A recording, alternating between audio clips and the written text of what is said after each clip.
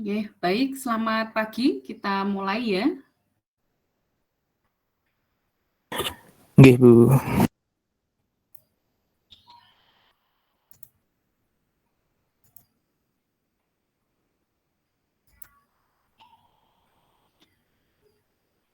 Sudah 28 ya, kurang 10. 10 yang belum bergabung. Oh, 11 ya, karena 28 ini sudah plus saya, jadi 11 mahasiswa yang belum bergabung. Kita mulai saja. Selamat pagi. Assalamualaikum warahmatullahi wabarakatuh. Waalaikumsalam warahmatullahi wabarakatuh.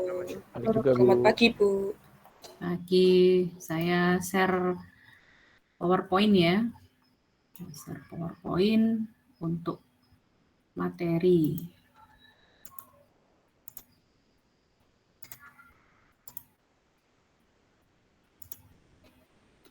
Oke, apakah sudah terlihat? Sudah tampak, Bu. Sudah ya, sudah nampak. Ya, jadi minggu kemarin kita sudah membahas kenapa kok kita perlu belajar mengenai IMK ya, karena salah satunya semua orang ini dari yang awam sampai yang expert semuanya perlu menggunakan aplikasi ya, perlu menggunakan software. Nah, software ini sebelum user atau pengguna itu masuk ke dalam isinya pasti lebih dulu akan melihat antar mukanya seperti itu ya. Bagaimana kita menampilkan atau menyajikan antar muka itu yang mudah dimengerti dan nyaman ya. Jadi kita memberikan kenyamanan untuk si usernya atau penggunanya. Nah, untuk minggu ini kita akan mempelajari mengenai paradigma gitu ya. Jadi paradigma atau pandangan terhadap antar muka ini seperti apa, dan prinsip usability atau prinsip penggunaan dalam IMK. Suara saya jelas terdengar? Alhamdulillah jelas, Bu. Jelas ya. Nah, harapannya dengan setelah mengikuti perkuliahan ini, Anda nanti bisa menjelaskan kembali apa itu paradigma dan prinsip-prinsip dalam usability atau daya guna dalam IMK tersebut. Nah, kita masuk ke materinya ya, apa itu paradigma. Paradigma ini biasanya kita menerjemahkan itu sebagai apa? Cara pandang begitu ya, paradigma.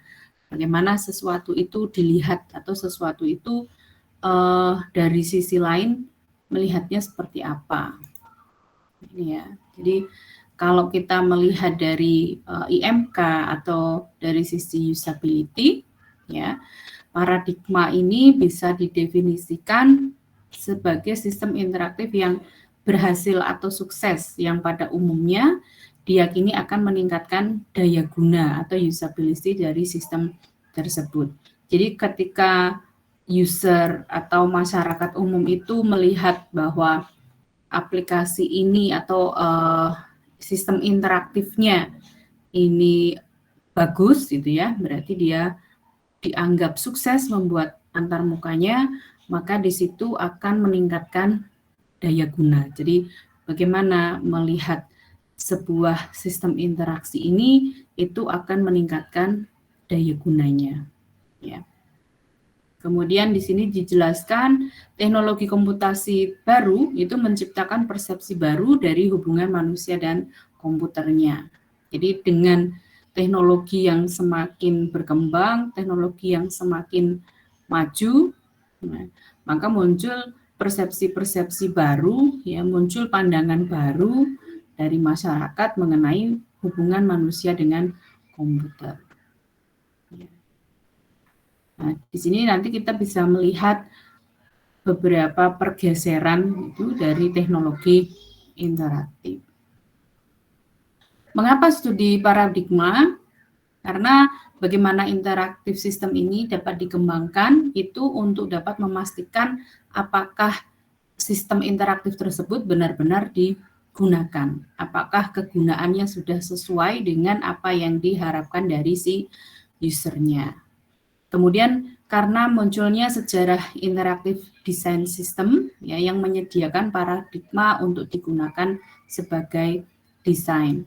Jadi paradigma yang sudah ada gitu ya. Jadi pandangan yang sebelumnya atau bentuk-bentuk desain yang sebelumnya sudah ada itu bisa digunakan ya. Jadi dari sistem yang sudah ada ini bisa menyediakan sehingga nanti di masa berikutnya ini bisa digunakan kembali untuk desain tersebut. Ya. Kemudian mengapa studi paradigma? Ya, karena bagaimana kemudahan interaktif sistem ini harusnya dapat dibuktikan dan diukur. Ya, seperti minggu kemarin saya sampaikan bahwa kemudahan ini tidak hanya dikatakan oh mudah, oh sulit begitu ya. Jadi tidak sekedar mudah sulit, tapi bisa diukur. Oh iya, memang dari pengukuran tersebut bisa dikatakan sulit gitu ya. Jadi sifatnya tidak subjektif seseorang hanya sulit kemudian mengatakan mudah gitu, tapi ada ukurannya. Ya, ada ukuran bisa dibuktikan bahwa itu memang sulit untuk digunakan. Kemudian memahami sejarah human computer interaction ya sebagian besar adalah tentang memahami serangkaian pergeseran paradigma.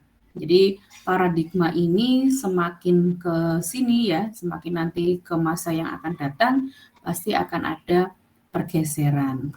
Nah, seperti itu studi paradigma karena adanya pergeseran, karena ingin memastikan adanya kegunaannya, karena kegunaan ini bagaimana kemudahan untuk berinteraksinya ini harus bisa diukur dan dibuktikan ya. Kemudian bagaimana paradigma ini bisa menyediakan untuk sebuah desain yang akan datang ya, kaitannya dengan sejarah yang lalu kemudian berkembang di masa yang akan datang. Ini contoh paradigma interaksi. Ini zaman yang di awal-awal komputer ya. Jadi bagaimana komputer itu masih menyimpan banyak file yang bentuknya masih besar, tidak ada interaksi yang seperti zaman sekarang ya. Jadi semuanya masih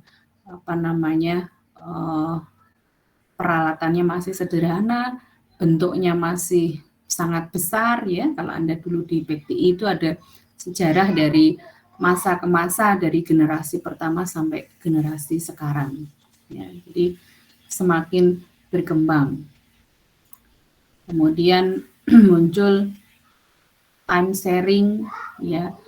Dalam waktu yang sama ini bisa sharing beberapa pekerjaan ya, sharing satu pekerjaan terhadap banyak pengguna dan seterusnya.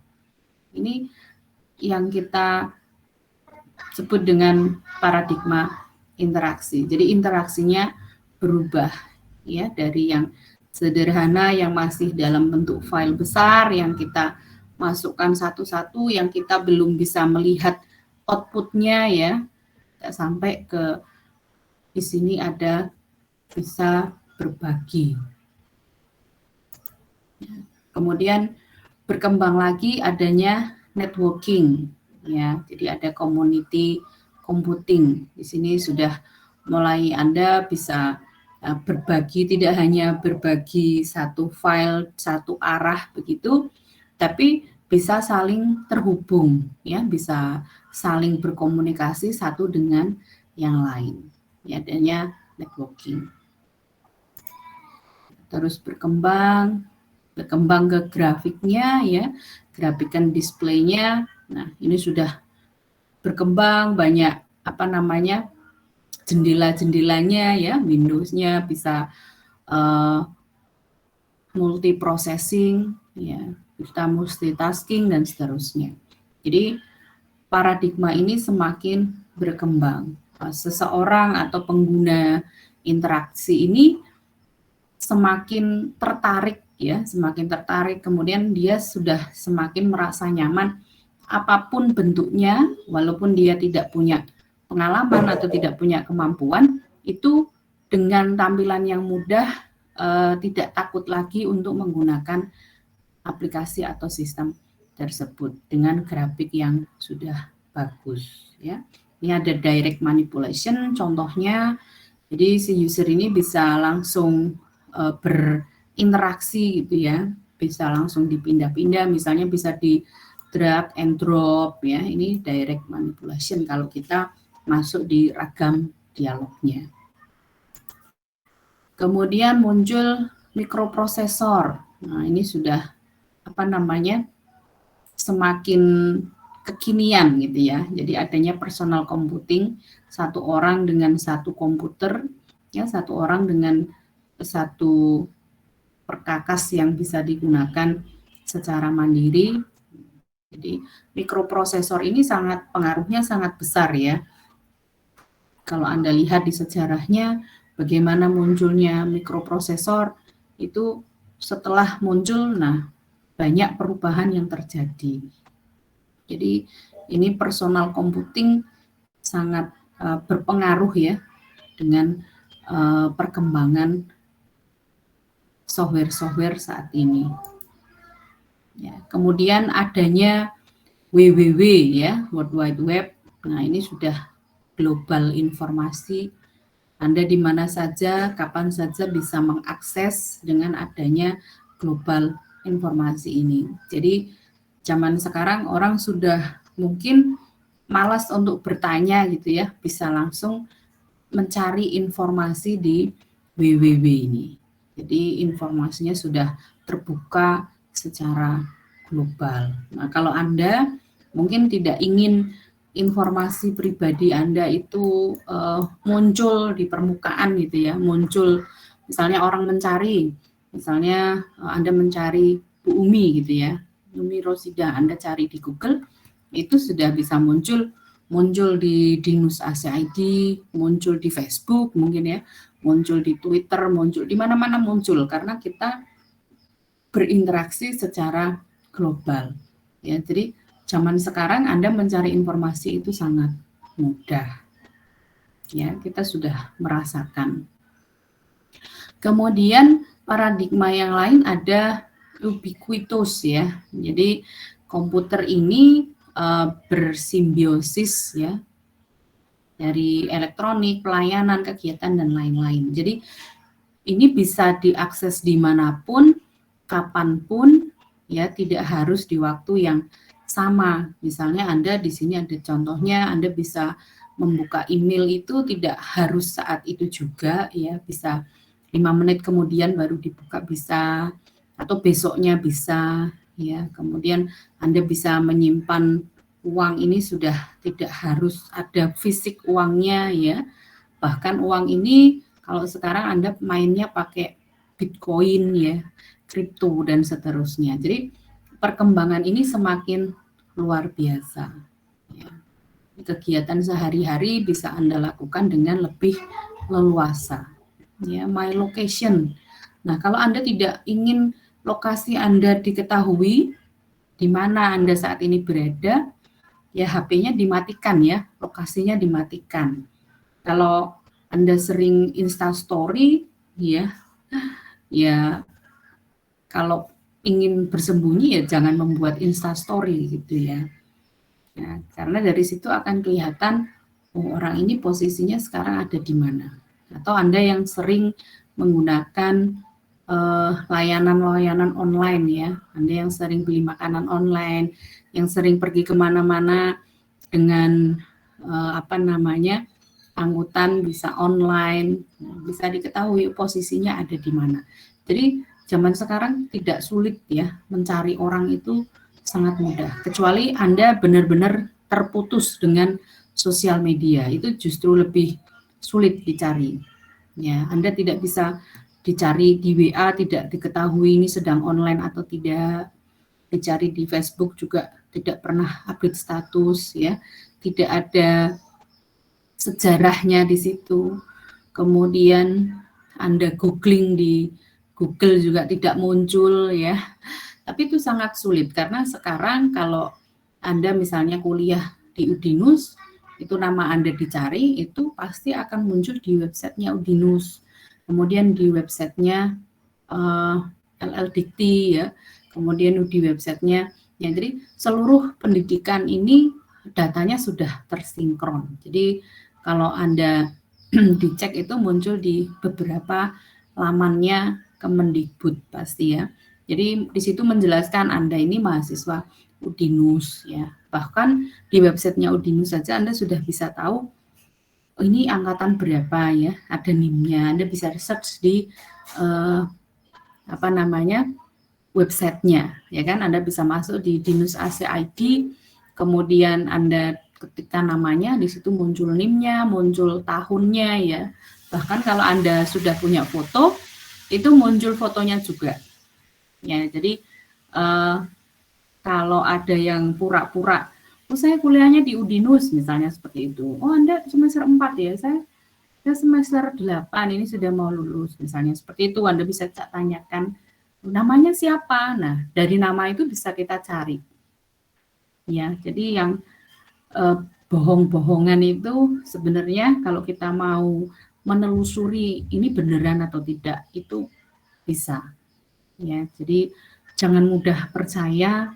Misalnya banyak kalau pas waktu-waktu pembayaran ya, itu ada beberapa mahasiswa yang kok ada SMS, ada WA untuk membayar dan seterusnya. Itu tidak ada seperti itu ya. Jadi kalau Anda ingin tahu pastinya, itu untuk layanan semua nomornya sudah tersedia di TU. Jadi selain nomor yang tersedia di instansi, itu pasti bohong. Apalagi mengatasnamakan dosen ya, tidak mungkin. Jadi itu juga sudah terjadi ya. Mungkin kalau Anda ada yang mengatasnamakan dosen dan itu memang pakai nomornya ya. Jadi ada yang nomor HP-nya ini bisa digunakan oleh orang lain. Ya, jadi kebetulan karena HP-nya ini hilang, kemudian dipakai orang lain, bisa dibuka, kontaknya semua ada, ya dikirimi WA, misalnya Anda misalnya Mas Yoga, tiba-tiba ada WA masuk ya, nama saya mungkin sudah tersimpan di HP-nya, kemudian ada, loh Bu Umi mau pinjam uang misalnya gitu ya, tidak usah banyak-banyak Mas Yoga, 1 juta saja, nanti sore saya kembalikan, misalnya begitu ya. Pasti kan Anda percaya ya, oh ini dosen saya, benar kok nomornya gitu. Tapi perlu diingat kembali, masa iya gitu ya. Kalau dosen mungkin butuh uang banget, mungkin pinjemnya kan ke sesama dosen ya, nggak minjam ke mahasiswanya. Jadi yang seperti itu harus benar-benar diperhatikan. Apalagi sekarang tidak perlu HP-nya hilang ya. HP-nya tidak hilang pun ada yang bisa masuk menggunakan nomor HP yang bersangkutan. Jadi hal-hal yang kemajuan teknologi ini juga harus dibarengi dengan kemampuan untuk menganalisis ya. Logikanya ini bisa dipakai, tidak hanya Anda logikanya dipakai di coding, tapi dipakai juga untuk menghadapi masalah-masalah yang seperti itu. Jadi berhati-hati ya, apalagi minta pulsa ya, minta pulsa tapi ke nomor yang lain, nah, itu juga harus Anda perhatikan ya. Kalau ada yang minta pulsa atau pinjam uang itu pakai, walaupun itu pakai nomor dosen yang bersangkutan ya, Anda cek nomor rekeningnya, pasti nomor rekeningnya tidak atas nama dosen tersebut ya. Jadi kejadian semester kemarin kalau tidak salah ya, dosen SI itu HP-nya katanya dihack. Jadi ada beberapa dosen juga yang sudah kena karena memang nomornya benar ya. Dipikir ya benar itu Pak itu gitu. Tapi setelah dilihat-lihat kembali, oh iya ya ini nomor rekeningnya kok atas namanya orang lain dan seterusnya. Jadi benar-benar berhati-hati ya, jangan mudah percaya, jangan mudah panik. Karena banyak terjadi kejahatan seperti itu. Nah, kita lanjutkan untuk paradigma interaksi berikutnya. Ini ada video display unit ya. Nah, ini sekarang kita sudah berkembang sampai ke sini.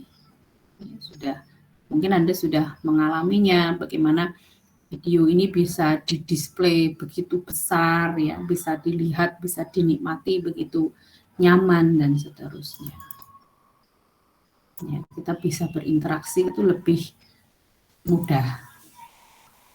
Kemudian programming toolkits, ya ini salah satu contoh paradigma interaksi juga. Ya.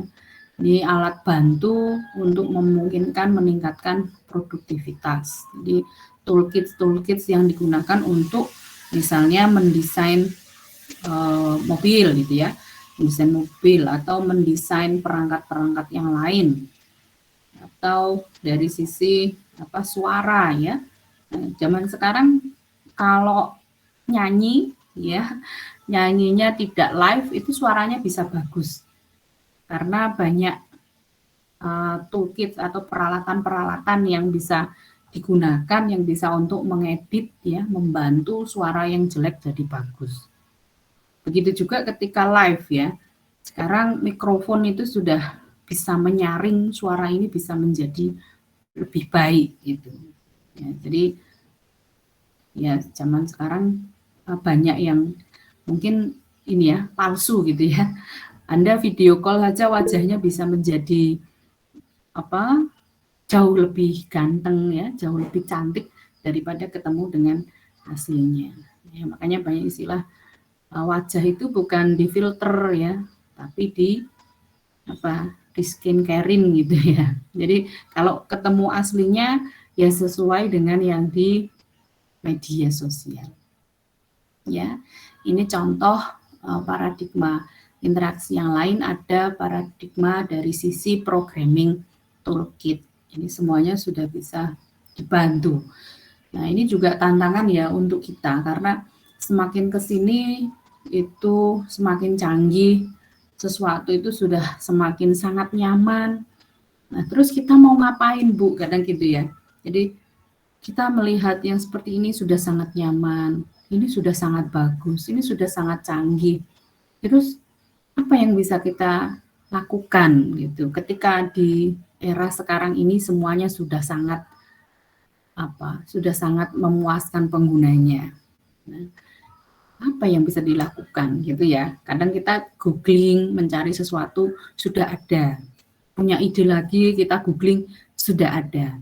Nah, tantangan kita seperti itu, maka dari itu kita harus lebih banyak membaca ya. Mungkin kita googling itu kita dapatkan, tapi apakah yang kita dapatkan itu memang sudah sangat sempurna? Nah, dengan kita membaca, dengan kita melihat berbagai macam sumber, itu kita bisa memperoleh sesuatu yang baru. Oh, ternyata ini masih ada kekurangan, misalnya seperti itu. Bisa ditambahkan dengan sesuatu yang lain agar ini bisa lebih baik dan seterusnya. Ya, memang tantangan kita semakin ke sini semakin berat. Karena mungkin Anda punya ide, oh ide itu sudah ada. Apanya yang mau ditambah? Nah, itu ya. Jadi harus lebih kreatif dan inovatif. Kemudian paradigma interaksi ini ada window system ya. Jadi sistemnya sudah penjendelaan seperti ini ya, seperti jendela. Kemudian sudah menggunakan ikon-ikon ya, ada menu-menu dan ada pointernya. Kurang apa lagi? Kan semuanya sudah tersedia ya. Nah, di sini memungkinkan user untuk berdialog, berinteraksi dengan komputer dalam berbagai aktivitas dan topik yang berbeda. Ya, sudah ada ya. Nah, dengan sesuatu yang sudah ada ini mestinya membuat Anda bisa lebih kreatif ya. Anda tools-nya sudah ada ini. Tinggal Anda gunakan, Anda pakai agar Anda bisa lebih maksimal, bisa menghasilkan karya-karya yang bagus. Seperti itu. Jadi pandangannya tadi dirubah ya. Yang pertama kita berpikir terus saya harus apa? Semuanya sudah ada. Nah, dari yang sudah ada itu kita bisa mengeksplor atau kita bisa menggunakan tools yang sudah ada itu untuk membangun sesuatu yang lain gitu ya. Yang lain apa, Bu? Yang lain juga sudah ada. Nah, ini tantangannya Anda harus bisa lebih kreatif lagi. Ya. begitu seterusnya. Semakin ke depan pasti tantangannya akan semakin berat. Kalau zaman dulu bikin game sederhana, Pac-Man itu sudah bagus ya. Kalau sekarang Pac-Man macam-macamnya sudah ada semua. Terus saya mau nambahin apanya gitu ya. Jadi ya bikin yang lebih baru lagi. Mungkin game e-learning Bu untuk bahasa Inggris. Oh sudah ada semua. Nah dari yang sudah ada semua itu bisa Anda cari ya. Oh modelnya begini. Oh yang begini lebih nyaman. Ini yang sudah ini nyaman tapi kurang ini dan seterusnya. Jadi lebih ke situ ya. Makanya kalau kita kemarin belajar RPL, perangkat lunak itu akan terus diperbaharui, akan terus dipelihara ya. Jadi bisa mengikuti perkembangan yang ada. Kemudian ada metafor. Ya, jadi metafor ini komputasi berhubungan dengan kegiatan di dunia nyata. Ya, jadi ketika misalnya Anda seperti ini ya, belanja itu bisa melihat seperti aslinya ya. Jadi seperti aslinya ketika kita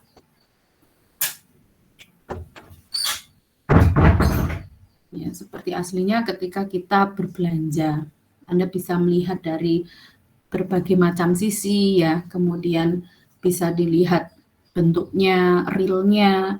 Biasanya di situ juga disampaikan mungkin untuk warna berapa persen tidak sesuai gitu ya, karena terpengaruh dari gadget masing-masing, kemudian pengaruh dari pengambilan gambar dan seterusnya.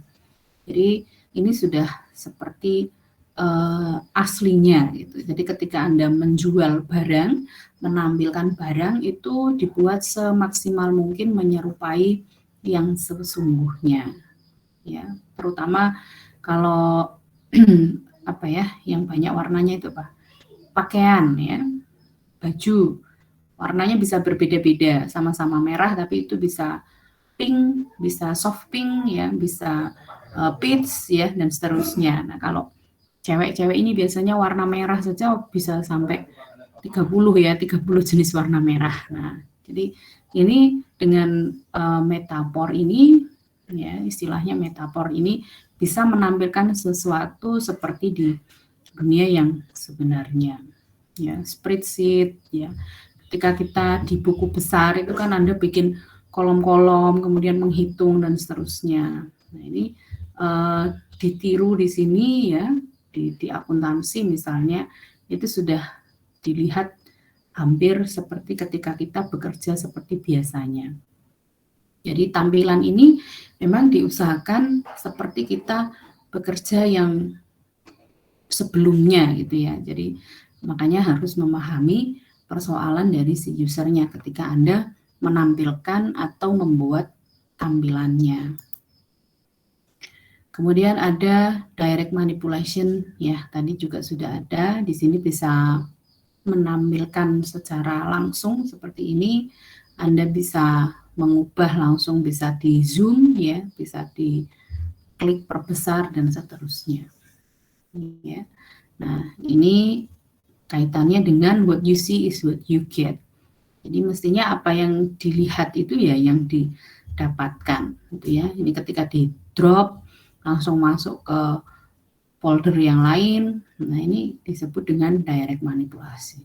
Manipulasi langsung. Anda bisa langsung misalnya di sweep gitu ya, dia ke atas bisa langsung hilang atau digeser-geser untuk mencari menu yang sesuai. Nah, ini contoh paradigma interaksi direct manipulation. Kemudian contoh berikutnya ada language ya versus action. Ya. Kata-kata ini bisa menjadi lebih keras daripada tindakan, bisa ya tergantung dari bahasa yang digunakan. Kemudian paradigma bahasanya, ya bagaimana bahasa itu bisa digunakan dengan baik. Kemudian antarmuka ini sebagai mediatornya. Antarmuka bertindak sebagai agen cerdasnya, ya. Jadi agen cerdas ini sudah bisa dimasukkan. Kemudian pemrograman dengan contoh adalah bahasa dan aksi. Jadi ada bahasanya dan aksinya. Ini salah ketik ya. Kemudian bahasa sebagai komunikasi dengan interface. Nah, ini juga kadang mahasiswa ini memilih bahasa itu ternyata tidak mudah ya. Ketika Anda sudah terbiasa dengan bahasa Inggris, kemudian di bahasa Indonesiakan, itu juga ada rasa ya. Rasa ini juga sangat berpengaruh ketika Anda berhadapan dengan antarmuka. Misalnya biasanya Anda pakai home gitu ya, kemudian pakai beranda, terus biasanya upload. Nah, kalau upload pakai upload berarti kalau download kan unduh ya, kalau upload unggah gitu ya. Jadi hal-hal ini bisa sangat berpengaruh ketika itu dirasakan oleh usernya ya. User ini ada rasanya juga bahasa itu ya, tidak terus biasa saja. Nah, kalau Anda nanti membuat juga seperti itu, pakainya bahasanya apa ya? Misalnya kalau sudah simpan, hapus, kalau edit, nah jadi tidak dicampur simpan, edit, hapus ya. Edit ini bukan bahasa Indonesia. Kalau simpan, hapus berarti editnya diganti rubah. Jadi itu bahasanya juga ada rasanya ketika kita menghadapi antarmuka. Ya, aksi dilakukan interface untuk melakukan perintah usernya. Ya, jadi ada aksi, ada reaksi. Si user ini melakukan perintah ya dalam bentuk aksi ini, kemudian dari aksi tersebut ada reaksinya dari aplikasi dan seterusnya. Itu juga tadi ya kaitannya dengan WYSIWYG tadi, bagaimana ketika beraksi kemudian reaksinya itu sesuai dengan yang diharapkan atau dibayangkan sebelumnya oleh usernya. Ini contoh multimodality. Jadi salah satu cara dengan saluran komunikasi manusia. Ya, manusia ini di sini ada mata, ada mulut ya, jadi yang untuk misalnya memasukkan suara ya, kemudian mata ini yang melihat ya, ada suaranya, ada mikrofonnya, ada videonya dan seterusnya ya, jadi ini sangat sangat berpengaruh satu dengan yang lainnya ya. Penekanan pada penggunaan simultan saluran ganda untuk input dan output. Jadi inputnya ini dari suara dan mungkin dari tangan ya yang mengetik, yang menjalankan satu mouse mungkin, dengan keluaran ini yang diterima oleh mata ya, suara yang masuk ke mikrofon. Nah, ini ada speech recognition, ini mengenali suara yang masuk. Ya, kalau di Indonesia ini kan logat itu sangat banyak ya. Logat mungkin kita sama-sama menggunakan bahasa Indonesia, tapi karena kita dari daerah yang berbeda, bahasa Indonesianya juga mungkin agak sedikit berbeda. Nah, itu juga harus kita perhatikan ketika di speech recognition. Ya, ini sangat menarik ya, ini juga sangat perkembangannya sangat bagus, bagaimana kita bisa menampilkan sesuatu lewat suara ya, sehingga user ini mungkin yang dari sisi penglihatannya kurang bisa dari suara ya. Sistem multimodal interaktif adalah sistem yang bergantung pada penggunaan beberapa saluran komunikasi pada manusia. Jadi namanya multimodality, banyak yang digunakan dari sisi manusia. Ya. Itu contoh beberapa paradigma, dan ini ada CSCW, Computer Supported Cooperative Work. Jadi ini sudah kita lakukan juga ya sekarang ini. Misalnya di sini ada waktunya sama, ada yang waktunya berbeda, ada tempatnya sama dan tempatnya berbeda. Jadi ini matriksnya seperti ini ya. Jadi ada waktu, ada tempat. Kalau waktunya sama, tempatnya sama, ini jelas ya. Kita PTM di kampus itu sama, waktunya sama, tempatnya sama. Kalau waktunya berbeda berarti ya Anda salah jadwal ya, karena Anda masuk di waktu yang berbeda. Kalau PTM, face to face interaction, di kelas itu kita masuk di some time and place ya. Jadi waktu dan tempatnya sama. Kemudian bisa jadi tempatnya sama tapi waktunya berbeda ya. Misalnya ada public display ya, iklan-iklan yang ditampilkan di publik ya, di tempat-tempat umum ya, tempatnya sama tapi orang ini bisa melihat kapan saja ya, waktunya bisa berbeda-beda. Atau ketika kita punya jadwal ya, jadwal itu kita pasang di kantor ya, di tempat yang sama, siapapun yang datang, kapanpun yang datang ini hadir di situ, dia bisa melihat jadwal tersebut ya. Jadi di tempat yang sama waktunya bisa berbeda. Atau sebaliknya, waktunya yang sama tapi tempatnya yang berbeda ya, waktunya sama, tempatnya berbeda. Bisa remote interaction ya. Jadi Anda ada di mana-mana, misalnya Anda di rumah tapi bisa remote kerjaan yang di kantor itu ya, dengan komputer yang ada di rumah. Itu bisa. Tempatnya sama, tempatnya berbeda tapi waktunya sama. Atau seperti sekarang ini kita sedang kuliah online ya, kita berada di tempat yang berbeda-beda tapi waktunya sama. Kalau waktunya berbeda, tempatnya berbeda, nanti mungkin Anda bisa di rekaman itu ya, rekaman perkuliahan itu Anda bisa akses kapanpun, dimanapun, tidak sekarang bisa gitu ya. Kemudian tempatnya berbeda, waktunya juga berbeda. Ini misalnya Anda dikirim email ya, Anda bisa buka nanti, besok dan seterusnya. Kemudian bisa grup kalender, workflow dan seterusnya. Jadi di tempat yang berbeda dengan waktu yang berbeda. Seperti kalau kita mengakses Kulino ya, Anda bisa absennya nanti 1 jam yang akan datang. Bisa tadi belum waktunya karena saya sudah buatkan forumnya, Anda sudah absen gitu ya. Jadi bisa kapan saja. Ya, tempatnya juga bisa di mana saja. Anda pas ke bioskop ya, sambil nonton, sambil mengikuti perkuliahan misalnya ya. Jadi bisa. Ya, ini CSCW istilahnya. Tidak dapat lagi mengabaikan aspek-aspek sosial, surat elektronik adalah keberhasilan yang paling menonjol. Jadi di waktu itu yang paling terlihat adalah email ya, surat elektronik.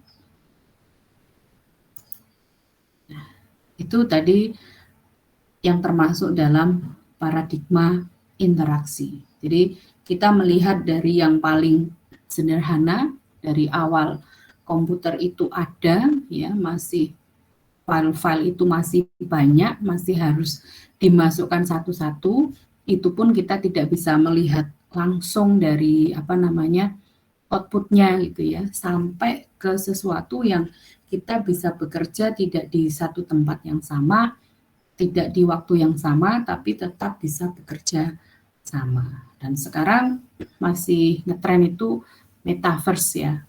Jadi kita seperti ini, kemudian Anda bisa bentuknya bisa berubah, tempatnya bisa berubah dan lain sebagainya. Nah, itu semakin maju karena kita mungkin bosan ya kalau kuliah online tampilannya hanya seperti ini, melihat orangnya begini dan seterusnya. Jadi bisa lebih berkembang lagi. Itu paradigma interaksi. Ya, sampai sini ada yang ingin ditanyakan?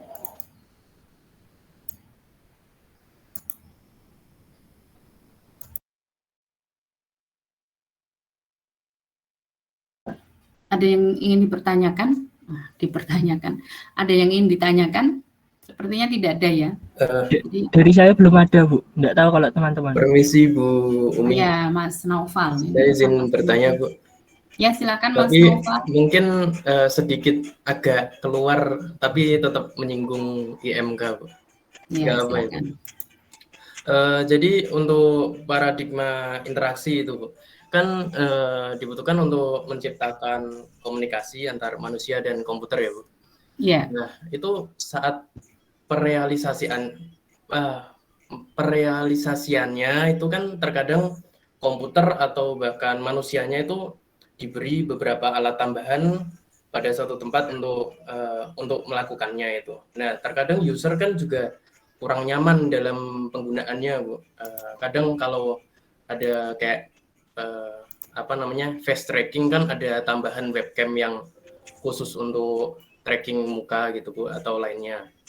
Kan kadang user kurang nyaman dengan device-nya yang terlalu bulky atau terlalu besar, banyak tambahan gitu Bu.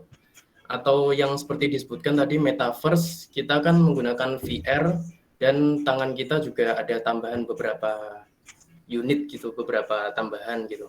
Nah, menurut Ibu gimana kalau apakah suatu saat manusia dan komputer bisa berinteraksi tanpa ada banyak alat tambahan, mungkin sejenis chip atau chipset yang diimplant, tapi sebenarnya chipset kan juga agak kontradiksi dengan hukum agama gitu Pak. Jadi menurut Ibu gimana? Apakah bisa terrealisasi adanya interaksi manusia komputer dengan tidak terlalu banyak alat tambahan, tapi sedangkan juga ada kontradiksi hukum agama itu? Ya, ya bagus sekali ya Mas Naufal. Ya memang ketika kita berinteraksi ini saat ini masih butuh banyak peralatan seperti itu. Tapi saya yakin tahun-tahun yang akan datang itu peralatan akan semakin mengecil ya. Sekarang kita sudah merasakannya. Dulu besar, sekarang semakin kecil. Kemudian semakin berkembang dan berkembang. Kacamata yang dulu hanya melihat, sekarang sudah bisa dipasang kamera ya di kacamatanya. Bisa melihat sampai tembus layer tertentu dan seterusnya. Jadi memang teknologi ini akan terus berkembang, itu sudah pasti. Kalau kita kaitannya dengan agama, nah ini juga yang menjadi kontroversi ya. Bagaimana satu ini kok dipasang chip seperti ini dan seterusnya. Tapi biasanya akan dilihat istilahnya mudorotnya gitu ya, manfaat dan mudorot itu kerugian ya, antara keuntungan dan kerugiannya ini lebih besar mana? Apakah tidak ada cara lain, biasanya kan begitu ya. Kalau itu adalah cara satu-satunya untuk memberikan manfaat yang lebih besar, sedangkan kerugiannya juga sangat kecil, mungkin akan lebih dipertimbangkan. Jadi manfaat dan kerugian ini, keuntungan dan kerugian itu selalu dipertimbangkan ya. Walaupun pasti di bagian-bagian tertentu ada yang belum sempurna sesuai dengan yang diharapkan.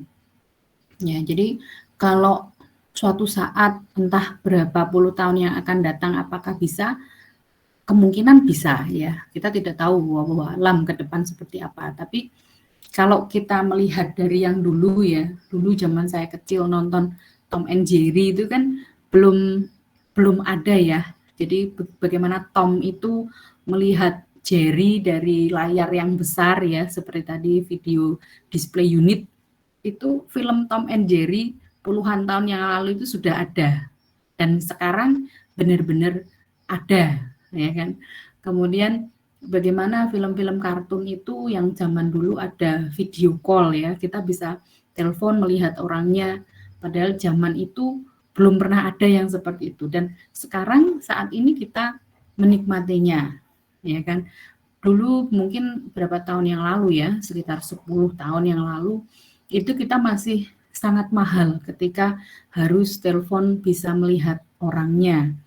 Sekarang sudah tidak terlalu mahal ya, dengan kuota data Anda bisa pakai video call menggunakan WhatsApp. Nah, jadi ini pasti akan semakin berkembang. Jadi itu juga tantangan untuk Anda ya, yang mungkin 10 tahun yang akan datang itu masa-masa yang sangat produktif ketika Anda di dunia kerja atau di dunia sosial yang lain ya. Jadi pasti akan sangat berkembang kalau untuk ke depan. Kalau kita melihatnya dari masa yang lalu ya, tapi kalau ke depan tidak ada yang bisa melihat. Jadi kita hanya memprediksi apa yang akan terjadi di masa yang akan datang dengan melihat masa lalu, masa yang sudah kita lewati. Seperti itu mungkin Mas Naufal ya. Berarti tergantung seiring berjalannya waktu itu ya, kita menunggu gitu. Ya sebaiknya tidak menunggu ya, sebaiknya kita ikut berperan serta juga ya. Jadi bergerak gitu. Ya kita juga, jadi kita ini tidak hanya sebagai pengguna, tapi kita juga masuk menjadi salah satu yang meng-create gitu ya, sebagai salah satu inventornya, sebagai salah satu orang yang memiliki inovasi. Jadi jangan menunggu. Ya. Oh iya, siap Bu. Terima kasih Bumi atas tanggapannya. Sama-sama. Ya, kalau ke depan kita hanya bisa memprediksi ke depan ya sesuai dengan yang sudah pernah kita lalui ya. Karena kita tidak bisa melihat ke depannya seperti apa. Perusahaan juga kalau dia punya penemuan teknologi pasti tidak langsung disebarkan ya. Pasti benar-benar fix dulu, mereka punya hak-hak yang bisa dipertanggungjawabkan. Jadi kalau nanti ada yang meniru itu mereka sudah punya lisensi duluan gitu. Jadi Anda juga begitu ya, kalau menemukan sesuatu dipatenkan dulu baru disebarkan. Jangan disebarkan dulu, disebarkan ketemu orang yang sangat kreatif dan inovatif, langsung dipegang, langsung dikembangkan, langsung didaftarkan hak patennya. Nah, kadang kita itu ya kalah. Dicuri idenya ya. Jadi kita mau bilang dicuri juga kita tidak bisa membuktikan bahwa itu adalah ide saya gitu ya misalnya. Karena belum dipatenkan. Iya, karena tidak ada landasan hukumnya kalau benar itu adalah milik kita. Nah, jadi kadang memang seperti itu ya, terutama yang berkaitan dengan teknologi-teknologi, karena itu menjanjikan ya, royaltinya luar biasa. Anda mau membangun aplikasi yang bisa zoom in, zoom out dengan tangan yang dengan jari tangan menggerakkan jari tangan itu juga itu sudah dipatenkan ya. Jadi itu punya Apple ya. Jadi ada kasusnya Samsung ketemu Apple karena teknologi-teknologi itu dan seterusnya. Jadi sebenarnya di teknologi banyak kalau Anda baca-baca artikel-artikel ya, banyak yang sudah dipatenkan oleh Apple, kemudian Samsung tiba-tiba menggunakan, kemudian Apple-nya tidak menerima, kemudian kasusnya sampai ke hukum dan seterusnya. Ya, Nokia, walaupun Nokia ini perusahaannya sudah tidak seperti dulu, tapi Nokia ini punya banyak paten tentang teknologi ya. Jadi ketika mau menggunakan juga itu harus ada hal-hal yang terkait dengan royalti dan seterusnya. Jadi teknologi ini kalau Anda sudah punya satu ide yang kemudian Anda patenkan itu tidak ada ruginya. Kalau ada masalah Anda bisa menunjukkan ini adalah hak saya yang didaftarkan terlebih dahulu. Ya, kalau Anda punya punya ide-ide ya, jangan sharing ini bolehlah sharing tapi jangan di-sharingkan seluruhnya ya. Mungkin hanya yang umum-umum saja bisa Anda sharingkan. Tapi kalau yang sudah sangat mendetail ya, seperti sekarang kalau TA itu kan tidak diminta untuk menampilkan semua source code-nya ya. Jadi hanya bagian-bagian tertentu saja yang ditampilkan. Ya, jadi misalnya tampilannya, ya sudah tampilannya, kemudian source code-nya dikasih sedikit. Tidak seperti zaman dulu ya, semuanya dikopikan. Nah, jadi sudah perkembangannya sudah berbeda. Oke? Jelas ya sampai sini? Cukup jelas, Bu. Baik, kalau cukup jelas saya lanjutkan untuk prinsip usability atau daya guna. Nah, usability. Ini ya, jadi dari kata usable dapat digunakan dengan baik. Nah, jadi banyak sistem atau aplikasi atau antarmuka dari sistem ini dibuat ya, bisa digunakan tapi tidak digunakan gitu. Jadi usable tapi tidak used gitu. Bisa digunakan tapi tidak digunakan. Itu banyak ya. Seperti kemarin Anda mungkin sudah melihat di RPL itu ada grafiknya hanya sekitar berapa persen, 3 atau 2% yang benar-benar digunakan tanpa ada revisi dulu ya, tanpa ada perbaikan langsung bisa digunakan. Nah, yang tidak diperbaiki dan tidak digunakan itu banyak juga. Nah, jadi seperti itu memang ya. Nah, kalau Anda mungkin pernah mengikuti kuliahnya Pak Romi, itu juga beliau menjelaskan bahwa memang kalau ini kaitannya dengan jurnal ya. Jurnal itu beliau menyebutnya jurnal sampah gitu ya.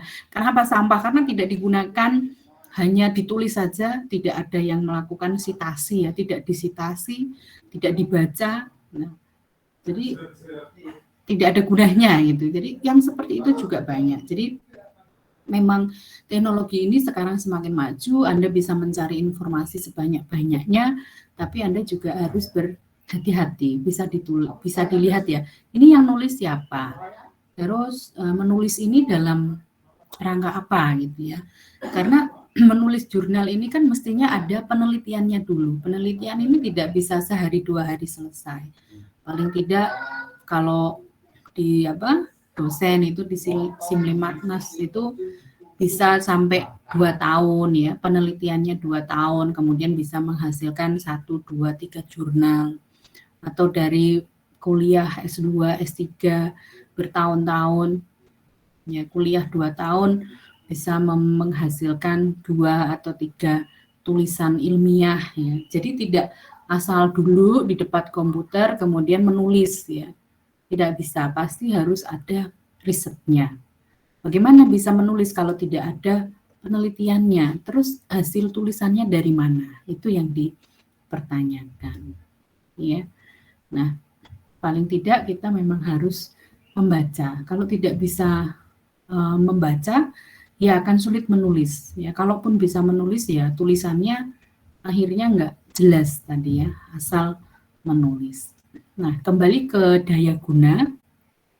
Ini ya, tadi dapat digunakan dengan baik, sesuatu dapat dikatakan berguna dengan baik apabila kegagalan dalam penggunaannya dapat dihilangkan atau paling tidak diminimalkan ya, serta memberi manfaat dan kepuasan pada penggunanya. Ini sumbernya ya. Jadi ini sumbernya dari jurnal ya. Kemudian mendefinisikan usability sebagai ukuran kualitas pengalaman pengguna ketika berinteraksi dengan produk atau sistem, apakah situs web atau aplikasi perangkat lunak atau teknologi bergerak atau mobile gitu ya, maupun peralatan-peralatan lain yang dioperasikan oleh pengguna. Ya, ini menurut Nielsen mengenai usability 101. Nah, ini ada bukunya juga ya. Usability ini sangat menarik, banyak penelitian di bidang ini ya, di usability. Ada kalau yang versi Indonesia itu ada Butenia itu apa ya judulnya, saya lupa.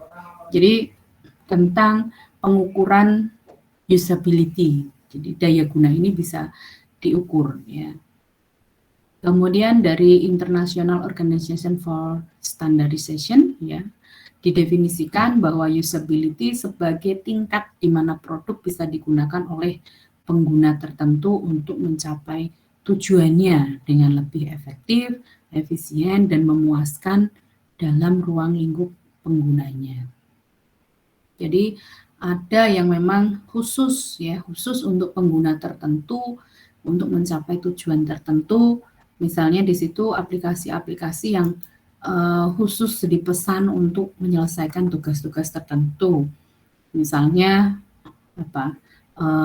aplikasi yang terkait dengan akuntansi gitu ya, atau kasir pun mungkin ada permintaan khusus ya berbeda dengan mesin-mesin kasir yang pada umumnya.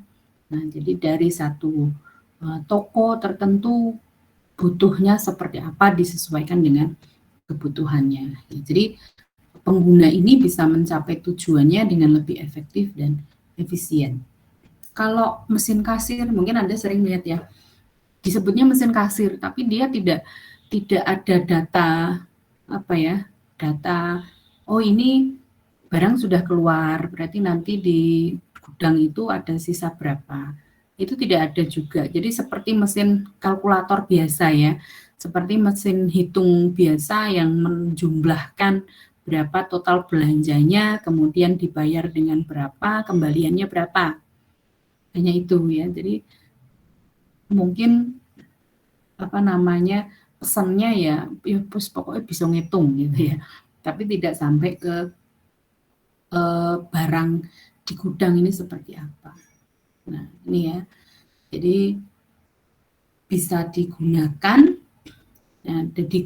ini untuk mencapai tujuan yang lebih baik.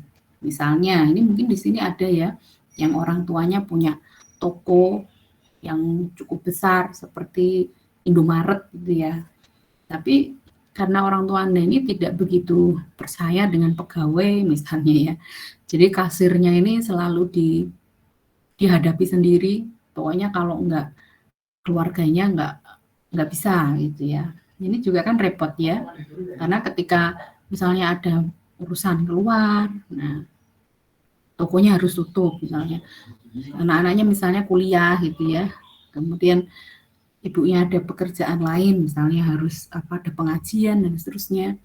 Padahal ada pegawainya di situ ya. Ada pegawainya 3 orang misalnya. Tapi tidak percaya, harus ditutup. Itu kan sayang ya. Nah, makanya butuh sistem yang bisa dipercaya. Ya, kasir ini bagaimana bisa menghitung langsung kelihatan barangnya. Oh, tadi yang terjual 2 berarti di rak masih ada 5 misalnya seperti itu ya. Loh kok di rak ternyata hanya ada 4, padahal yang keluar 2. Ini yang 1 kemana kan seperti itu. Jadi ini untuk bisa digunakan dan bisa tujuannya tercapai, terutama kepercayaan tadi ya. Nah, kadang Anda sering melihat di kasir-kasir itu ada tanpa struk berarti gratis gitu ya. Nah, ini juga mungkin salah satu untuk mengurangi permasalahan. Misalnya ada yang beli tidak dihitung di struk langsung dibayar.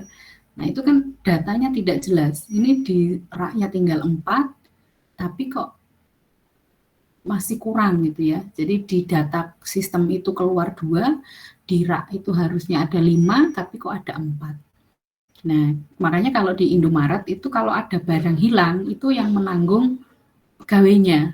Ya, makanya kalau Anda lihat ada pencurian itu pasti pegawainya itu gemes banget gitu ya. Kita kerja baik-baik, barangnya dicuri, yang ganti petugasnya. Ya, jadi seperti itu. Walaupun kamera CCTV sudah terpasang di mana-mana ya, namanya pencuri ya pasti lebih pinter ya. Dan itu banyak kejadian. Ini juga mungkin PR untuk Anda yang orang tuanya punya toko, yang kasirnya masih dijaga sendiri ya. Kalau ibu Anda ada kegiatan lain, tokonya harus tutup karena Anda harus kuliah, nggak bisa jaga kasir.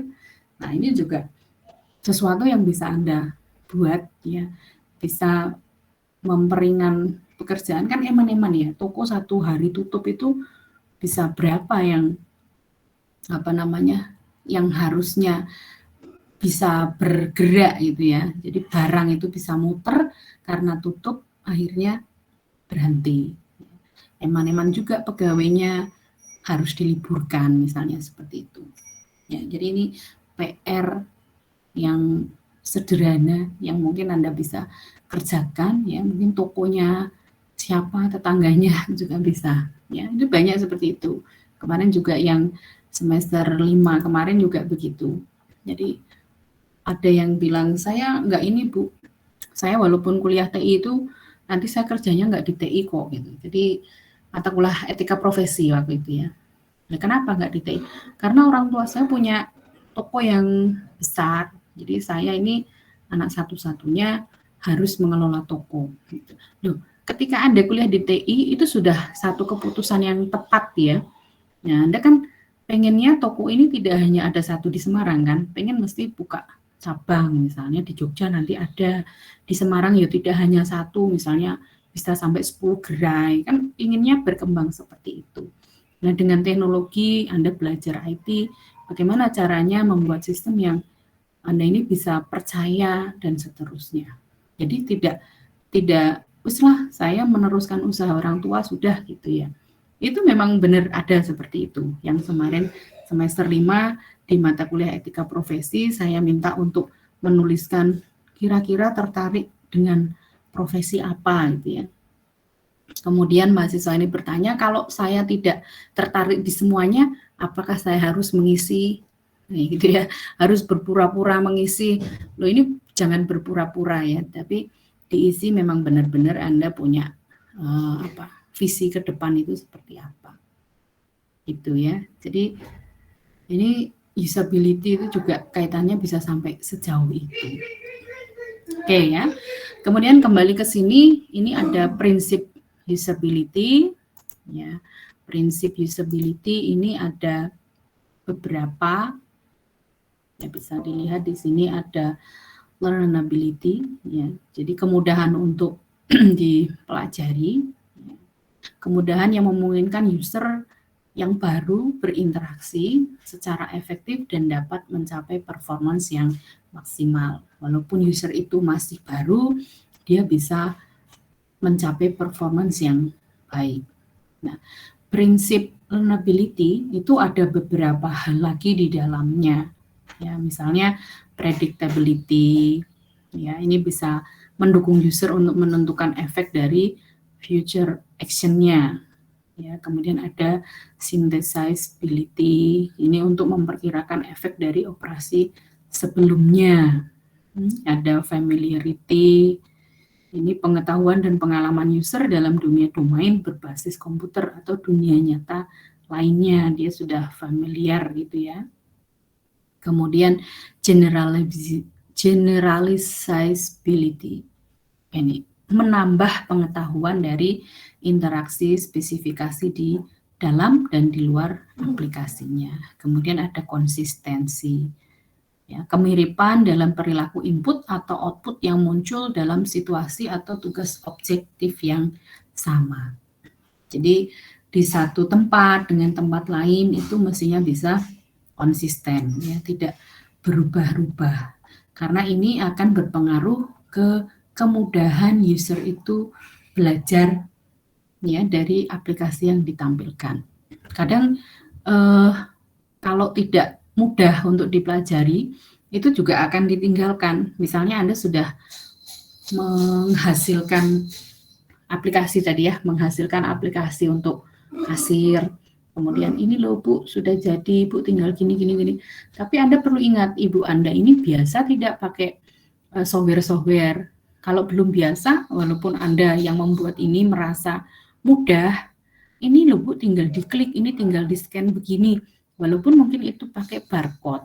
Kalau yang tidak biasa menggunakan itu akan kesulitan ngepaskan barcode-nya. Jadi kok nggak bunyi-bunyi. Nah, kalau ini terlalu lama untuk dipelajari, akhirnya akan ditinggalkan. Ya, jadi kesalahan sistem yang mbok gawe kayak angel gitu ya. Malah lebih enak pakai kalkulator beras ini, tulisannya gede-gede langsung pencet-pencet selesai. Ya, karena kasirnya sudah antriannya banyak. Ya, learnability ini sangat berpengaruh ke penggunaannya nanti.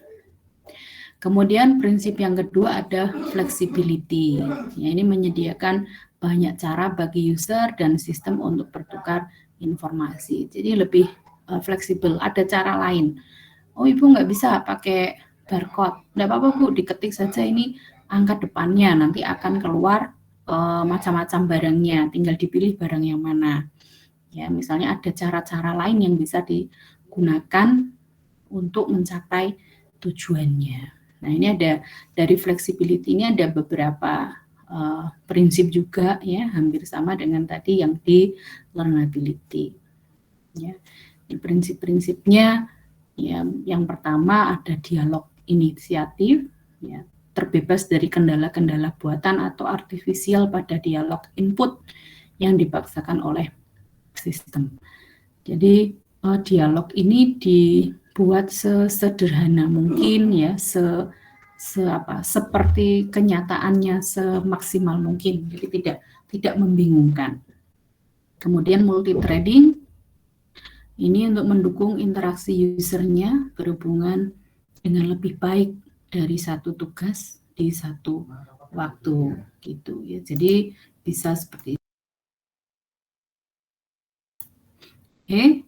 Kemudian ada task migratability ya, kemudian ada subjectivity, customizability dan seterusnya.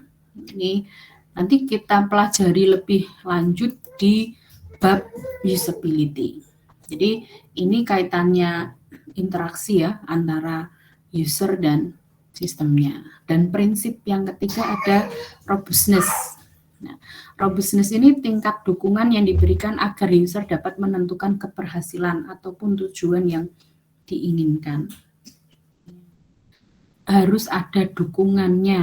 Nah, di sini ada beberapa prinsip juga yang masuk di dalam robustness tersebut. Ada observability, ya, kemampuan user untuk mengevaluasi keadaan sistem internal dari representasi yang dapat dimengerti atau dirasakan. Ya, jadi bagaimana, ini kok seperti ini gitu ya. Si user ini juga mampu mengobservasi sistemnya. Kemudian prinsip yang terkait kedua ada recoverability, ini untuk melakukan koreksi. Ini kalau Anda sudah bisa mengobservasi, Anda bisa mengkoreksi ya, di recover. Ini seperti apa? Ada kesalahan-kesalahan yang bagaimana. Kemudian responsif ya, responsiveness, mengetahui atau menyadari laju komunikasi dengan sistem. Kadang saking responnya ini, saking cepatnya, user tidak tahu kalau dia sudah selesai gitu ya. Jadi ketika dimasukkan sudah sukses itu, tapi kok belum berubah. Nah, ini juga nanti kaitannya dengan antarmukanya. Kalau sudah berubah harus ada pemberitahuan perubahannya gitu ya. Jadi si user ini tidak bingung. Kemudian task conformance ya. Jadi tingkatan di mana sistem pelayanan mendukung semua tugas yang user ingin lakukan dan dengan cara yang user ketahui. Ya, jadi semua prinsip ini saling terkait begitu ya, saling terkait satu dengan yang lainnya. Oke. Baik, sampai sini ada pertanyaan?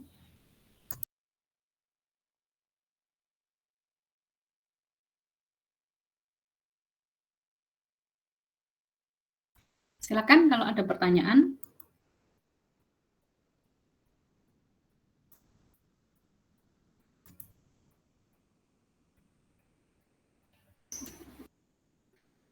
Tidak ada ya.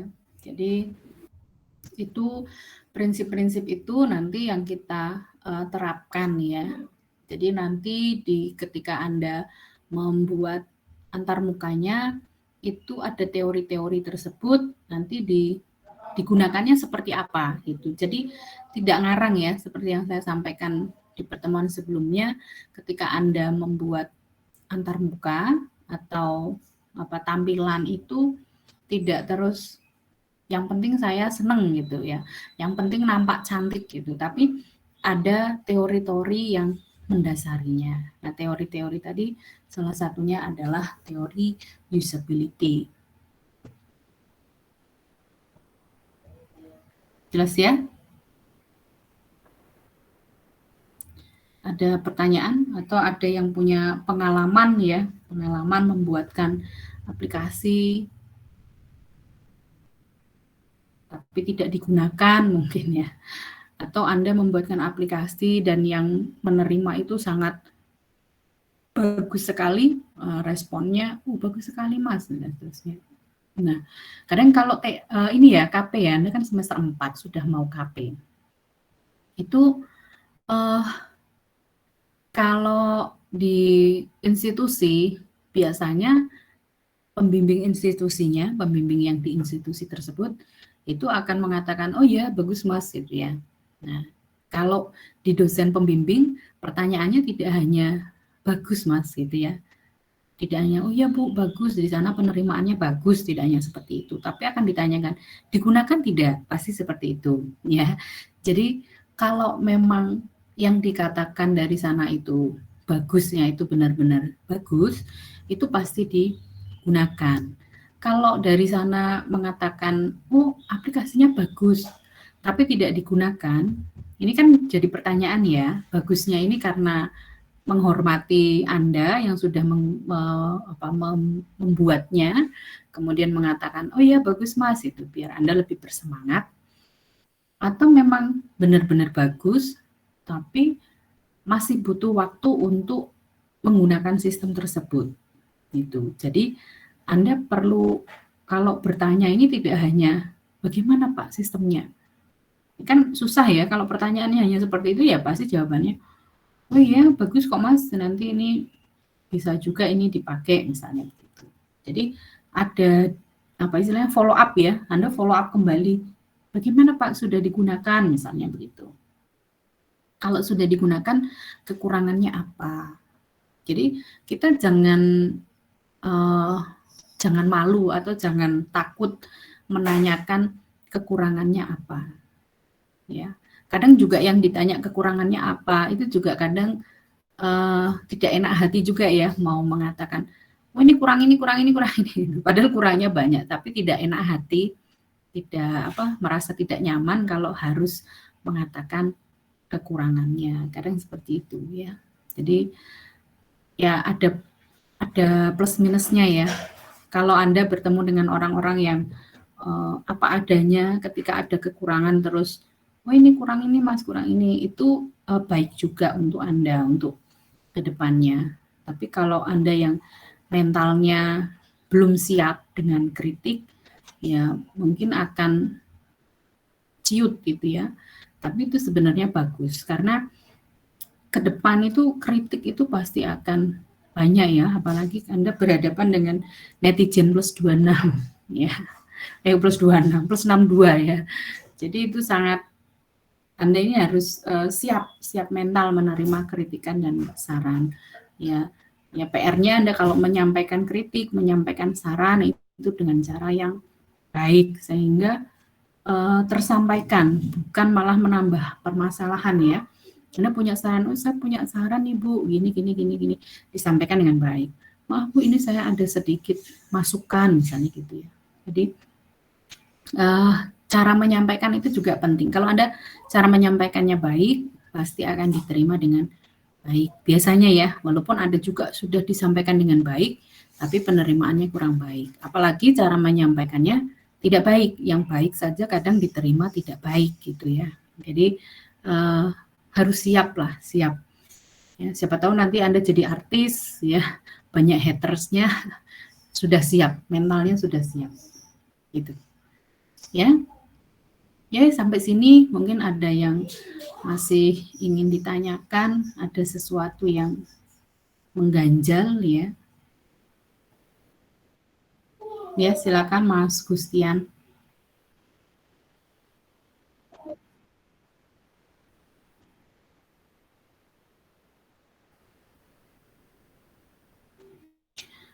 Kalau itu misalnya besar begitu ya mungkin tergantung orangnya ya. Kalau Anda mungkin punya waktu luang yang banyak, mungkin bisa. Tapi itu ya tadi ya, tergantung dari masing-masing individunya. Kalau idealnya sih tidak sendirian. Idealnya loh ya. Idealnya membuat sistem ini tidak sendirian. Karena ada bagian-bagian lain yang harus bekerja sama. Tapi kan kenyataannya kalau kita di dunia di dunia akademik seperti ini, Anda TA sendirian ya, KP sendirian kan begitu, tugas juga sendirian, ada yang tugas kelompok. Nah, jadi dilihat tadi bagaimana permasalahannya, apakah cukup besar atau sederhana. Mungkin kalau sederhana Anda kerjakan sendiri, mampu lah misalnya begitu ya, ya silakan dikerjakan sendiri. Tapi kalau wah ini butuh waktu yang lama, butuh tenaga yang lebih dari satu, mungkin Anda bisa mencari teman yang bisa diajak bersama gitu ya. Karena ini kemarin di mata kuliah RPLL ya, mahasiswa semester 6, itu juga ada yang membuat aplikasi pendataan untuk RT RW gitu ya. Nah, kalau Anda mungkin ada di sini anaknya Pak RT, pasti tahu ya, warga itu kalau butuh misalnya mau bikin KTP, ada yang melahirkan, mau membuat akte kelahiran, ada yang meninggal, mau membuat surat kematian, itu kan menghubungi RT dulu sebelum sampai ke kelurahan ya dan seterusnya. Nah, Pak RT ini kan punya pekerjaan lain selain RT gitu ya, tidak seperti Pak Lurah ya. Kalau Pak Lurah kan memang profesinya sebagai kepala kelurahan ya. Jadi memang aktivitasnya ya di balai kelurahan dan seterusnya. Tapi kalau Pak RT, Pak RW ini kan punya kegiatan lain yang tidak bisa di rumah terus ya, tidak ada kantornya juga ya, ada balai RT, balai RW tapi kan tidak di situ, misalnya seperti itu. Itu ada yang membuatkan jadi dengan sistem ya. Nanti bisa WA Pak RT saya sudah ngisi data, butuh ini, butuh di ACC, tinggal begitu ya. Jadi oh Pak RT-nya tinggal ACC sudah. Jadi tidak perlu ke rumahnya Pak RT, tidak perlu menunggu Pak RT-nya pulang untuk ACC, kemudian baru besoknya ke kantor kelurahan dan seterusnya. Ya, jadi itu sudah didata semuanya. Ya sebenarnya kalau kita benar-benar di ini bisa ya. Misalnya kita kan setiap ada KK itu sudah ada datanya. Nah, itu dimasukkan lagi. Jadi kerjanya double sebenarnya. Ya, mestinya kan di dinas kependudukan dan pencatatan sipil itu data kita kan ada semua di sana ya. Tapi kadang Pak RT ini datanya tidak ada justru di RT. Padahal data ini harusnya dari bawah ya. Dari Dawes, RT, RW, kelurahan, dan seterusnya.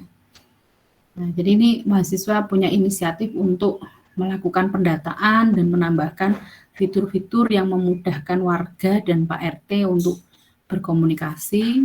Ya, jadi ada form-form, kalau misalnya mau ngurus apa, pakai form yang ini, nanti diisi formnya, dimintakan ACC Pak RT, nanti tinggal dicetak atau nanti bisa lewat email.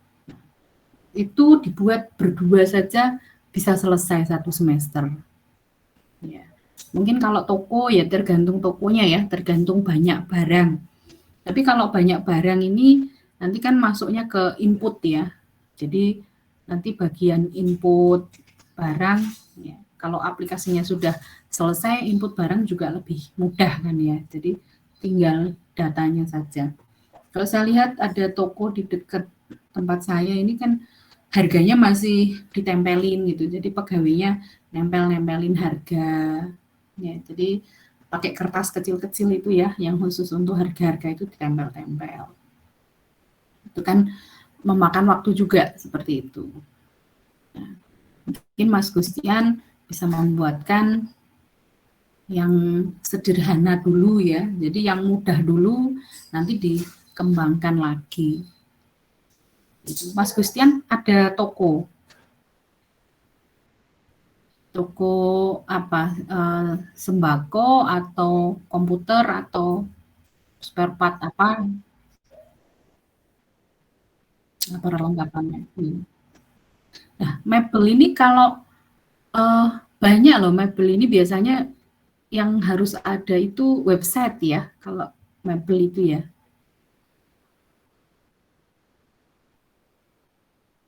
Oh, perlengkapannya ya, peralatannya. Ya bisa dibuat seperti itu. Ini yang TA saya juga ada, jadi orang tuanya supplier makanan ringan itu ya, supplier makanan ringan yang mensuplai daerah Demak dan sekitarnya, itu juga membuatkan aplikasi untuk toko orang tuanya. Jadi karena cukup besar tokonya ini, ya agak apa ya sulit kalau semuanya harus manual dan Memang selama ini orang tuanya harus stay di toko terus, itu kan agak repot ya. Jadi bagus idenya. Ya mungkin nanti Mas Gustian juga bisa memulai ya, apa sih yang diperlukan, nah, nanti bisa dimulai dibuat.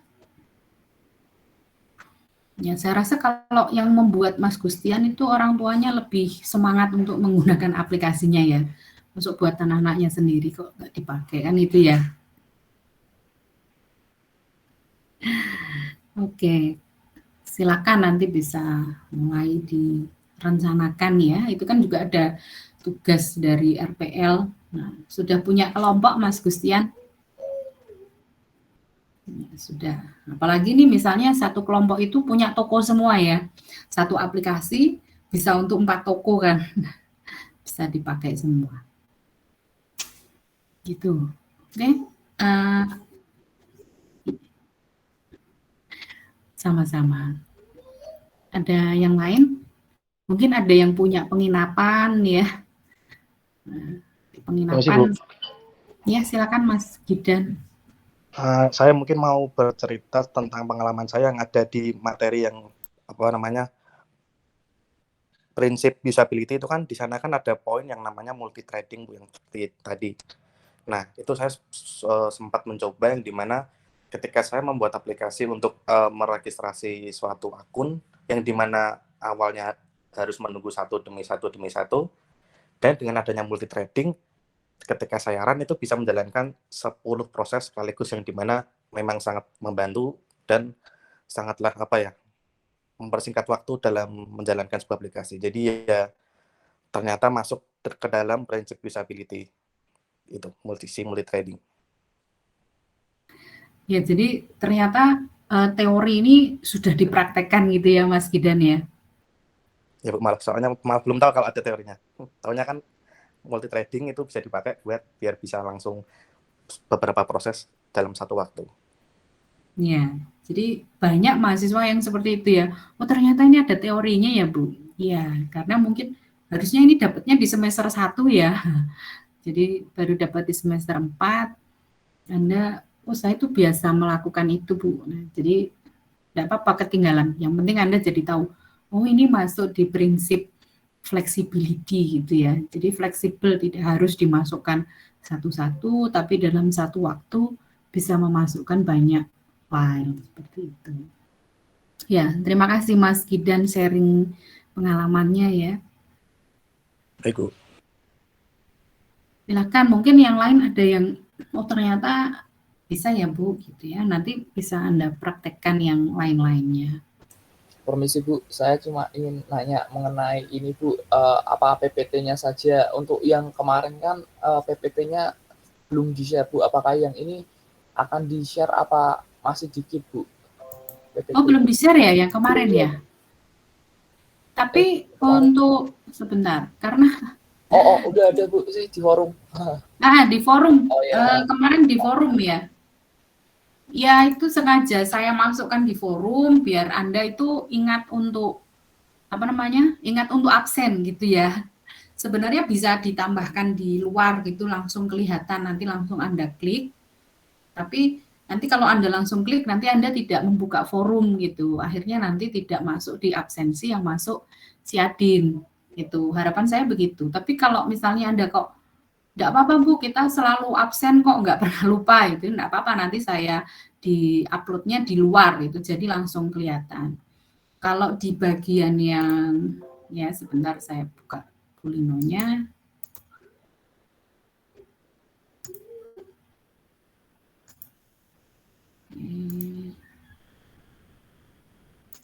Saya stop dulu ya.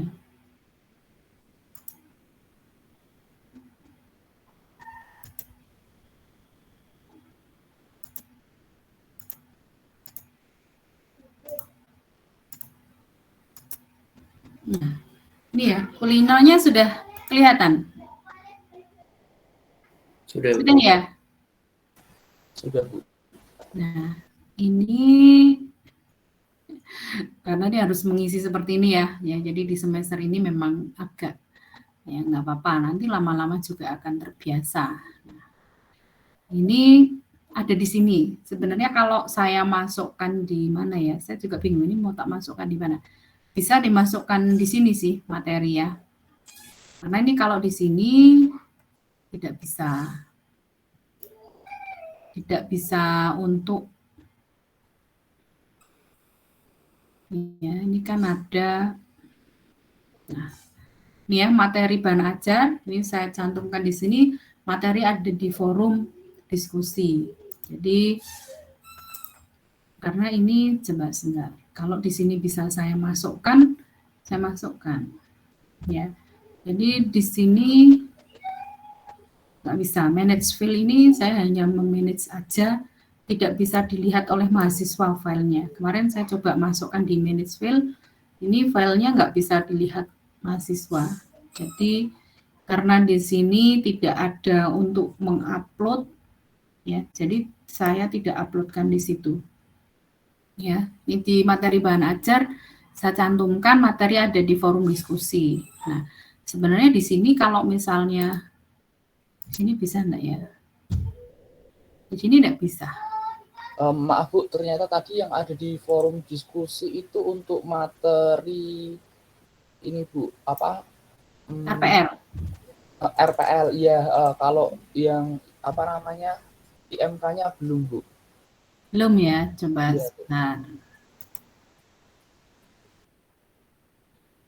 ini yang minggu kemarin.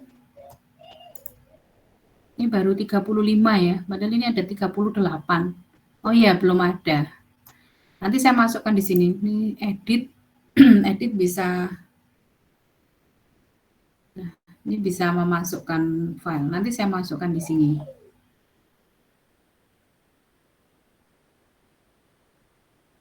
Ya. Ini sudah ada forumnya belum ya? Jangan-jangan saya lupa. Oh ini ya.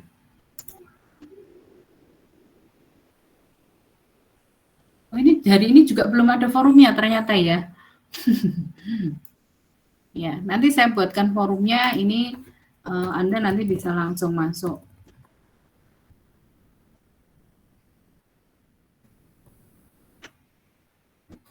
Ya, ini nanti silakan Anda bisa masuk ke forum. Ya, ini sudah saya buat forum.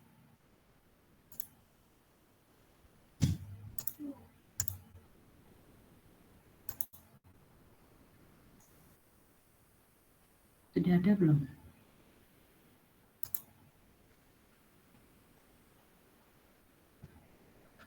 Kok belum masuk ya?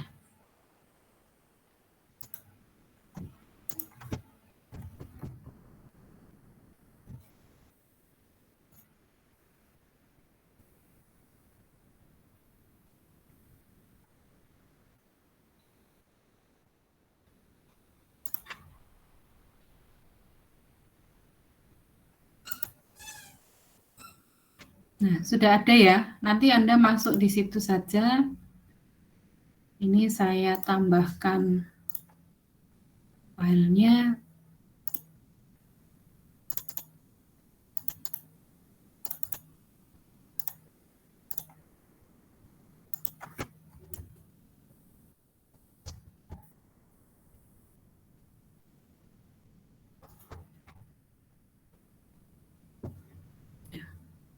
Error ya. Oh, ini filenya terlalu besar. Nanti saya kecilkan dulu filenya biar bisa dimasukkan ke sini ya.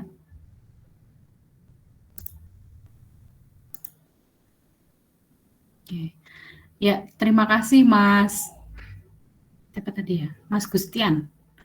Terima kasih sudah diingatkan ya, belum masuk. Nanti segera setelah ini. Ternyata filenya terlalu besar karena banyak gambarnya. Ya.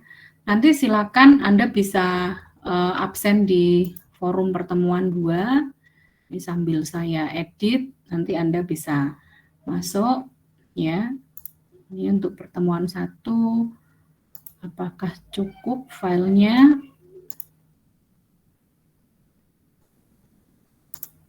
Silakan. Jika ada yang ingin ditanyakan bisa sambil ditanyakan ya.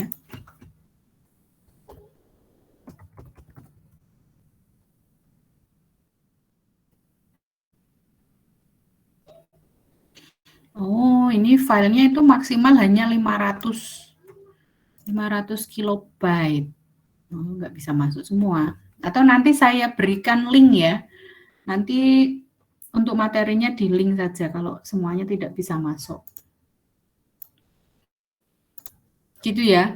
Jadi karena ini kok ternyata tidak seperti semester kemarin yang sampai 1 mega ya, 1 mega ini hanya 500 kilobyte, tidak bisa masuk filenya. Nanti kalau terpaksa tidak bisa masuk, saya kasih link ya di Google Drive. Nanti Anda bisa akses linknya. Begitu. Baik, ada yang ingin ditanyakan lagi? Permisi Bu Umi, Ya? itu forumnya memang selamat siang gitu dong. Ya itu tadi baru ditulis ya. Tadi baru ditulis karena saya ternyata lupa belum membuat forum ya. Tidak apa-apa, dibalas saja di bawahnya untuk Anda absen ya. Nanti saya lengkapi sekalian untuk filenya saya perkecil, coba apakah bisa sekecil di bawah 500 kilo. Kalau nanti terpaksa tidak bisa di bawah 500 kilobyte, ya nanti saya berikan linknya gitu ya. Atau ini bisa dikirim di WA Group, Bu. Oh iya, bisa dikirim di WA Group. Cuma nanti saya tetap harus ada di Kulino, karena dari TU itu yang dilihat di Kulino ya. Seperti apa namanya, absen dan link, walaupun misalnya saya memberikan link apa namanya perkuliahan Google Meet di grup, itu dianggapnya tidak ada, karena di Kulino tidak ada gitu ya. Ya nanti saya kirim di WA Group ya. Untuk lebih mempercepat Anda mungkin sudah ingin belajar, saya kirimkan di WA Group. Baik, silakan boleh sambil absen ya. Absen di in-call message itu Anda bisa tuliskan 5 digit terakhir. Ya, silakan absen. Sebentar. Sambil saya kirim ke grup.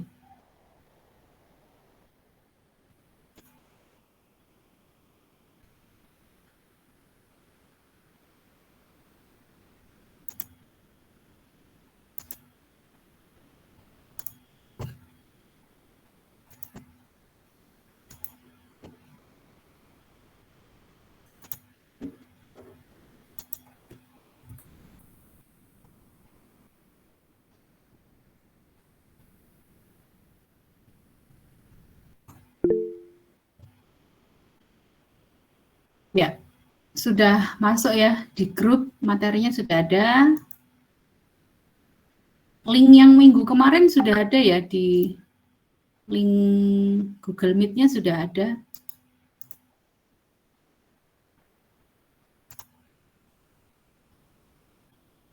Ya, link record Google Meet sudah ada di Kulino. Nanti yang Google Meet ini mungkin besok ya. Biasanya agak lama, sekitar 10 menit, 15 menit dari selesai record itu baru masuk di email. Ya, karena saya ini tidak selalu memantau Kulino ya. Jadi kalau Anda ada keperluan apa, bisa di Google, bisa di WA Group, atau bisa langsung ke saya. Karena tidak dipantau terus Kulinonya ya, tidak ada notifikasi juga kalau Anda nulis di Kulino. Oke, baik, tidak ada pertanyaan untuk materi. Sudah cukup?